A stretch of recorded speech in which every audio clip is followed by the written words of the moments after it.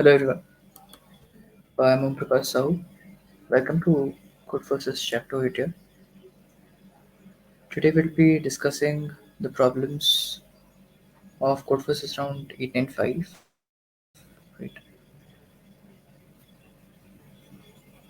So it was a Div 3 contest and I was able to solve 4 questions and let's try to discuss them one by one. Okay. So the first question, as you can see, two vessels. What it was saying is that you have two vessels with water, right? The first vessel it contains A grams of water. The second vessel it contains V grams of water, right? Now both the vessels are very large and they can hold any amount of water. Fine. You can also have an empty cup that can hold up to C grams of water. Fine. So in one move, what you can do is that you can scoop up to C grams of water from any vessel and pour it into the other vessel. So what we are doing essentially is that we are shifting some gram of water from one vessel to the other vessel. Okay. Now it's written that note that the mass of the water poured in one move does not have to be an integer, right? So it can be any fraction part as well, right? And we need to find the minimum number of moves required to make the masses of water in both these vessels equal, right? So know that you cannot perform any actions other than the described moves.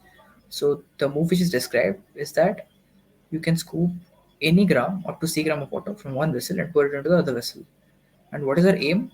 Our aim is that we have to make the masses of water in both the vessels equal, right? Okay. So we have t test cases, and for each test case, we have three inputs. All right, the three inputs are A, B, and C. And what is A, B, and C? A is the mass of water in the vessel 1, okay, and B is the mass of water in the vessel 2, and C is the capacity of the cup, right? So you can like hold C gram of water from one vessel to the other vessel. So if you have a look at the test cases, we have in the first sample input 372.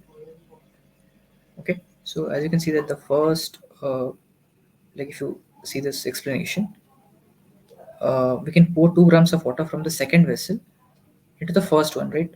So from the second to the first one, if you pour 2 grams, then essentially both the vessels will contain 5. Okay, you pour 2 from it, so it will contain 3 plus 2 5, and this will contain 7 minus 2 5. So both the vessels are now equal. Hence, the number of moves required here is 1, right?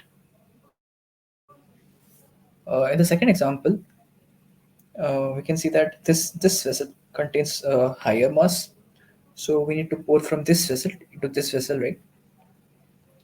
So if you pour 3 grams of water, so first, like this will be 40, this will be 7.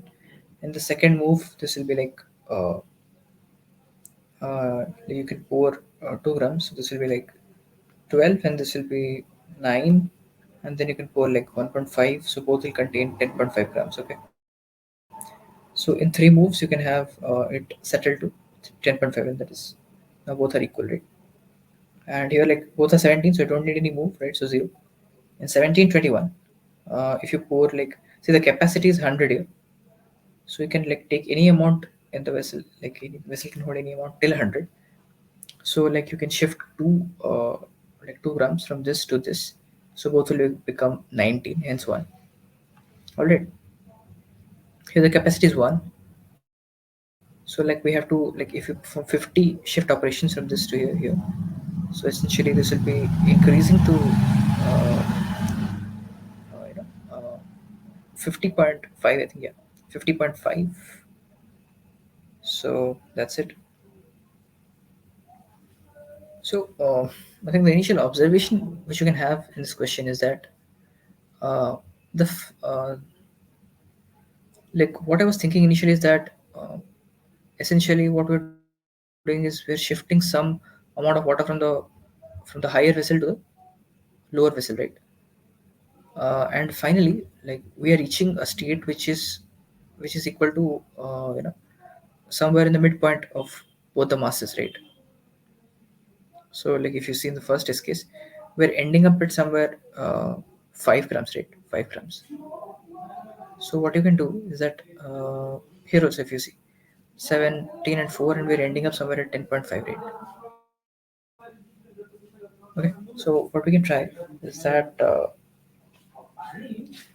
if we try to find out the midpoint of these two values, which means that we will take the sum of this and we find the mid. Okay, so that is the value which we're trying to obtain, and the number of moves which is required to make that the lower vessel reach to that amount will be our answer, right? That's pretty easy. I think I need to show you the code for this question. So if you can see here, um, we've taken the three inputs ABC. We found out that which value will get the mid value. Okay, this is where we're ending up. That is a plus b by 2. Then like we're finding out k, like whichever is minimum of AB. So like mid minus min AB will give that what is the difference rate, like what number of moves that we need to uh, make, right? So we'll get diff will give us what, that what is the number of what is the difference between the mid value and the lower value. And like if you do the diff by C and we take the seal of it, why do we need to take the seal? Because suppose like for the last move you have lesser amount, so you need to take a fractional amount there, right? So like we're doing diff by C, so that is the answer, right?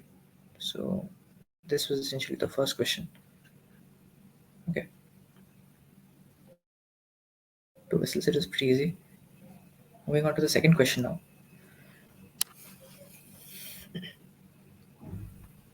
Okay, the corridor road there and back again. So it's saying that you are in a corridor, so it's which is extending like infinitely to the right. So every room is like a square room.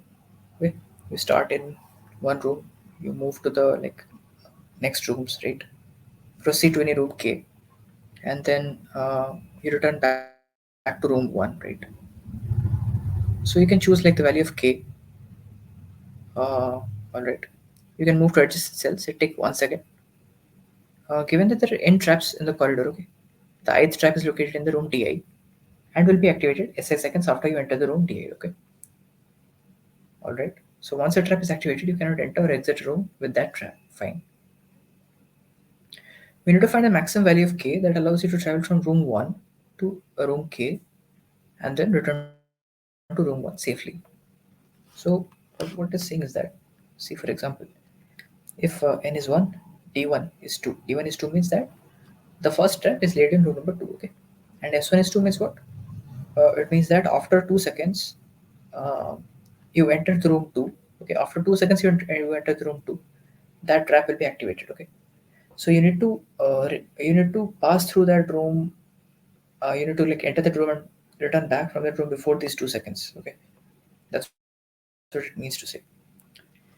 So in this case, you can proceed to room K equal to 2 and return safely. Okay, so for example, you enter room 2 and then you return back. So the time elapsed is like uh, essentially 1 second, right? 1 second. So it's like less than 2, right? Hence you can return safely. Great. But if you like try to reach room number 3, then like you enter room 2, then you go to room 3, then you return back to room 2. Within that time, the trap will already have been activated, right? So like you cannot move to that room. Fine.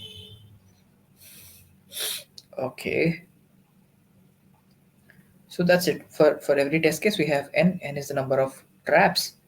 Then n lines are describing two indices, DA and SI, which means that the room in which the trap is present and the time after which the trap will be activated for that particular room, right? All right. So what we need to do is we need to print the maximum value of k, which will allow us to travel to room k and return to room 1 without encountering an active trap. Okay, all right. So what we can do is like let's look at the test cases. The first test case is already described in the example. For the second test case, like if you see in room number 2, we have a trap which gets activated 8 seconds after you enter that room. Similarly, um,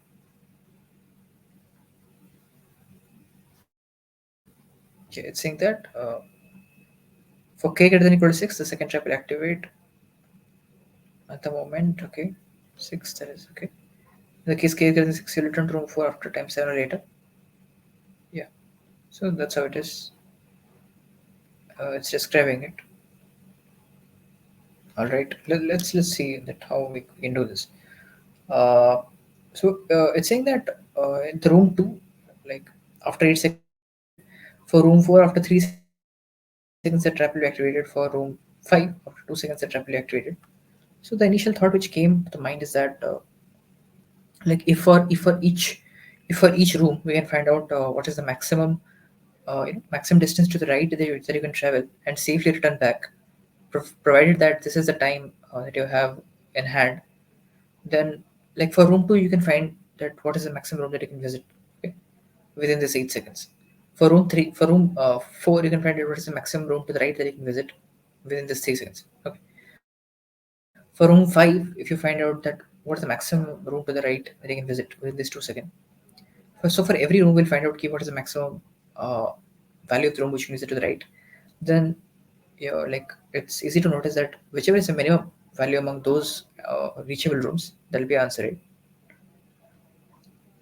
Okay, I think that makes sense.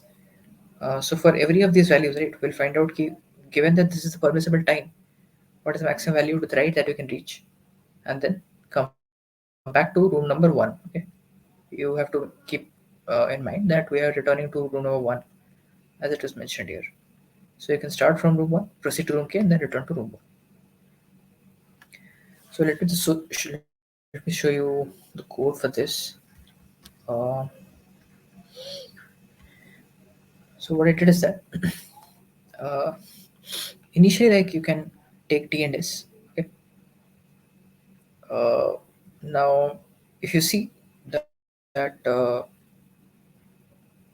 like for every input, okay, for every input, I found out that like see if S is divisible by 2 now, then the maximum like room which you can visit to the right will be S by 2 minus 1.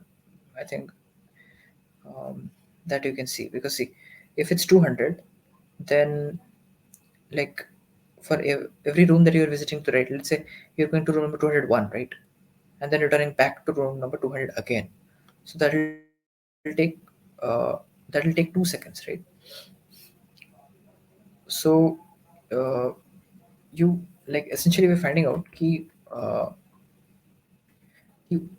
like what shall we add to the like if I'm currently at D, then to what room to the right I can go, that I'm finding out using this using this add, that is s by 2 minus 1. It's giving me key I can go to s by 2 minus 1 to its right, okay.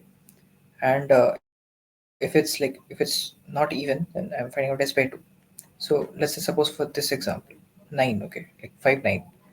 So here I had like 9, so 9 by 2 is what, 4. And if you see, then 5 plus 4 is 9. That means you can reach till row number 9, given that this is a permissible value. Okay. Uh, so, yeah, that was the intuition. Okay, so this is the value which you can add to D. All right. And then, I have given that int max some big value to reach. Then we're trying to find out the minimum value for for each iteration. And finally, we're printing this reach. Okay. So that is like essentially giving us an answer. All right.